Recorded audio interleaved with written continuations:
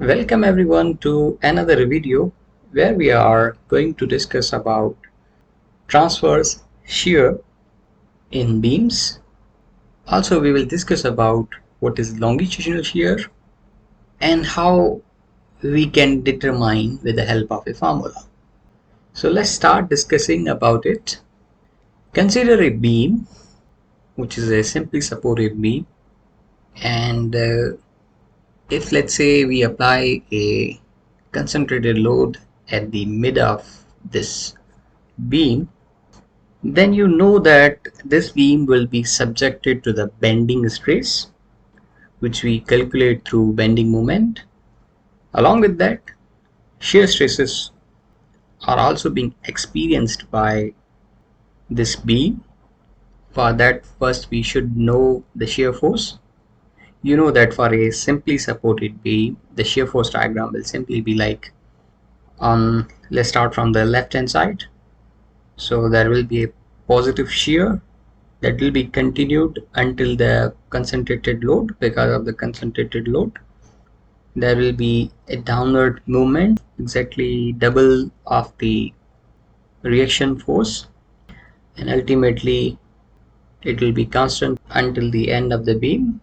Now if you want to know the shear force at any point, we'll just simply consider that point. Let's say I'm considering this small element, then I will see what is the shear force at this point, and then if you want to magnify this element, then we can see here that the shear force will be applied like this.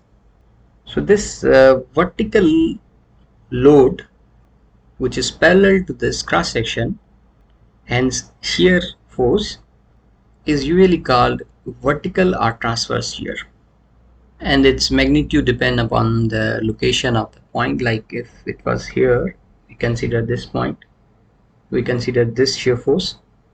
If it would have been at a different location, then we accordingly looking at the shear force diagram, we could simply take the shear force from the shear force diagram to have the transverse shear. Now let's move a little bit further by considering a real-time example. Consider again a simply supported beam, and now the beam is actually made up of wooden boards. There are 3 wooden boards and there is no connection between these wooden boards. The interaction between these wooden boards is smooth. So when this beam is subjected to the load at the midpoint, then you can see that these wooden boards have displaced. You can see here these wooden boards have displaced. Now let's move a little further and glue these wooden boards and apply the load. So now you can see there is no more displacement. You can see the wooden boards were displaced here when there was no connection between the wooden boards, but as soon as we put the glue in between them, you can see there is no displacement there. Now let's analyze this closely.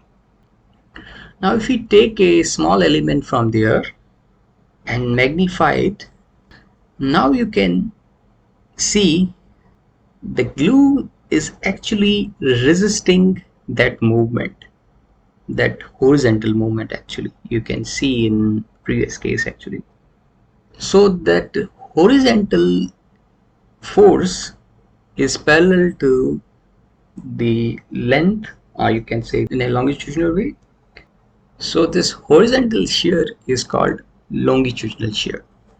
Now looking at the beam, we can say that this longitudinal shear depends upon the location of that element. It was at the mid, but if you would have taken at any other point, so the longitudinal shear at that point, that location would be different. So this shear will actually be different at different location of beam. Now let's take in a real-time example. Now look at here, when those are being subjected to the load, those boards were actually bounded, but due to excessive loading, you can see that the wooden boards are failed in shear. Therefore, in real structures, we need to know, or we need to quantify the shear stress that is being generated in a cross section at any point in a beam. So to quantify that, let's move on to shear formula. The same simply supported beam. Now let's say if you want to calculate the shear stress at cross section 1 1, then the formula is tau is equal to VQ over IT, where V is the shear force, Q is the first moment of area, I is the moment of inertia of the section, T is the thickness of the section on which shear is calculated. As I told you that the shear force will be calculated in a similar way that we do while drawing the shear force diagram. And the remaining parameters Q, I, T, those all depends upon the type of section we have. If it is a rectangle, then we know the formula to calculate moment of inertia, first moment of area, and thickness of that particular section. Now let's dive deeper to see how we can use this formula to calculate the shear stress. So since our section is a rectangle and we all know that that has a breadth as B, height as H. If it's a rectangle section, you know that neutral axis will exactly be at the middle. Now let's say that we want to calculate the shear stress at section AB, then how we can do it? Now keep in mind that this equation have 4 variables. Shear force depend upon the location of the beam where we are calculating the shear stress. In the lengthwise, I depend upon the section. Moment of inertia for rectangle, we know that it is BH cube over 12, and T in this case will be actually B, the thickness. Now how about Q? Q is actually first moment of area, which is being calculated by formula as A dash multiplied by Y dash. Now what is A dash? Now A dash is the area above section AB. I mean this area, the shaded one. Whereas this Y dash is the vertical distance from the center of this shaded area, or centroid of the shaded area. I, you know that this is BH cube over 12 and T here is B. So in this way we can have the shear stress at any point throughout the section. Now if we just want to change the location of AB, let's say a little more towards neutral axis, then by doing so what will happen? The 3 things will remain same: shear force, moment of inertia, and thickness will remain same. But now Q will vary here. Why? Because now the shaded area is more, as well as the Y dash will be different. Therefore we need to calculate accordingly. Yeah, so we have now discussed about what is a transverse shear, how the shear is actually varying in a section. We also discussed what is the longitudinal shear. So looking at the formula, we can say that shear stress will vary throughout the section.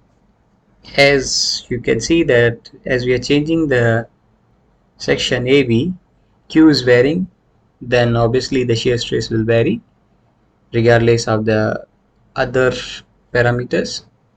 So this is how the calculation for the transverse shear will be done when we will be solving the problem related to this type of shear. That's all from this video, where we have discussed about the shear stress in a section, transverse shear, also the longitudinal shear, and also I defined the formula to calculate it. In next coming videos, I hope to see you with the solution to these kind of problems. Thank you for watching this video.